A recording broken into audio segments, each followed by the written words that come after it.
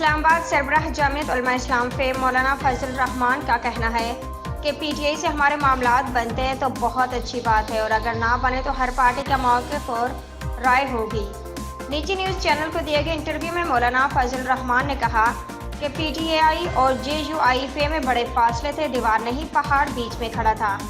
اب تک نہ پی ٹی آئی نے اپنی پوزیشن تبدیل کی، نہ ہم نے پی ٹی آئی کے وفود تشریف لائے تھے۔ ہم نے روایت کے مطابق ویلکم کیا۔ پی ٹی آئی وفود کی تجویز تھی کہ ہم کچھ معاملات ٹھیک کرنا چاہتے تو ہم نے کہا بسم اللہ۔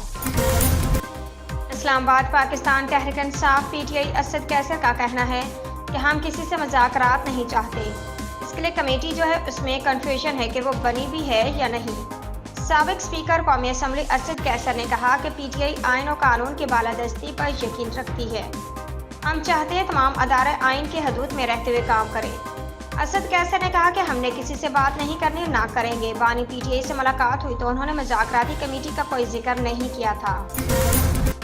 بانی پی ٹی آئی شیر افضل مروت کے غیر ذمہ دارانہ رویے سے ناراض ہو گئے۔ ذرائع کے مطابق بانی پی ٹی آئی نے آج شیر افضل مروت سے جیل میں ملاقات سے انکار کر دیا، جس کے بعد شیر افضل مروت بانی پی ٹی آئی سے بغیر ملاقات جیل سے واپس چلے گئے۔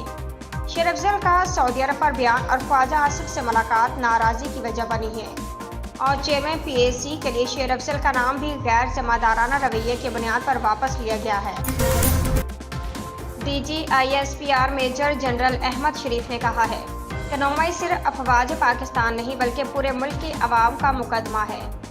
Director general I S P R major general Ahmed Sharif نے راولپنڈی میں نیوز کانفرنس 9 مئی صرف افواج کرتے ہوئے کہا ہے کہ پاکستان نہیں بلکہ پورے پاکستان کے عوام کا مقدمہ ہے۔ اس دن عوام اور فوج میں نفرت پیدا کرنے کی کوشش کی گئی۔